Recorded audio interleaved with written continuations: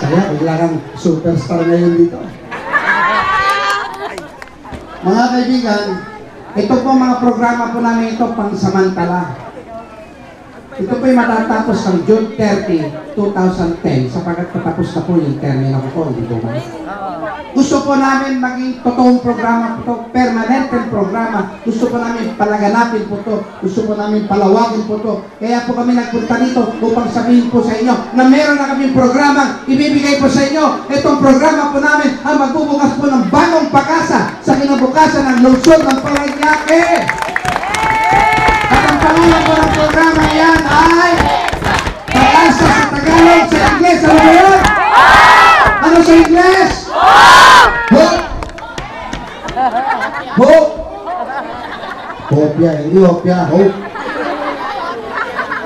H-O-P-E, meron po ibig sabihin niya. Simulan po natin sa letter H. Ang unang-una po namin gagawin ni Anjo, ang una pong resolusyon ay ano po yung kailangan na kailangan nyo pag may sakit kayo? Meron ba tayo ngayon sa Parañaque? Meron tayong Parañaque Community Hospital Community.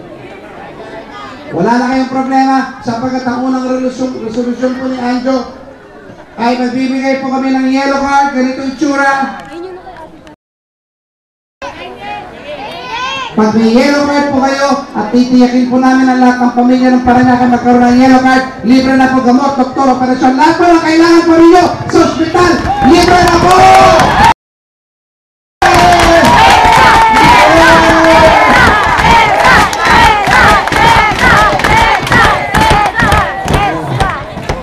Meron ba silang ganyan? Wala. Wala nakaupo. Makati meron. Hospital, wala. Wala. Meron, building. Makati meron. Nakapunta na ba kayo sa building na hospital na yan? Building, wala naman laman. Wala na kayong problema kasi magbibigay po kami ng yellow card. Gusto nyo ngayon na? Gusto nyo ba ngayon na? Miss muna.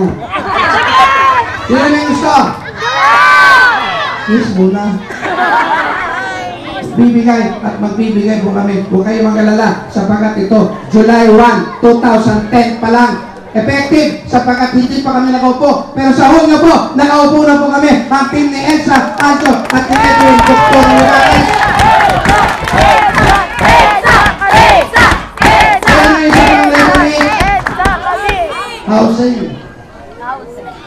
Panahon na po na magkaroon po tayo ng tunay na programang pabayad palupa sapagkat ngayon wala. Anong klaseng programa meron ng pangalan ito? Water. Nakatira na sa creek, sa river, sa ilalim ng tulay. Anong programa po nila? Demolition. Yes. Tama? Yes. Yung mga nakatira sa kalsada dito, anong gusto niyo gawin sa inyo? I-demolish kayo, palising kayo? Sunugin daw. Dapat po magkaroon po sila ng sapat na relocation site dito sa Parañaque, hindi sa Cavite, Laguna, Batangas, dito mismo. At yan po gagawin at gagawin po namin yan programang yan dito mismo. Saan dito? Wala talaga sa Baclaran, wala po tayo managinip. Pero meron po sa La Huerta, meron sa Tambo, meron sa Donggalo, at hindi na po pabayad palupa ay bibigay po namin. Pahihiramin po namin kayo ng pera, magpapatayo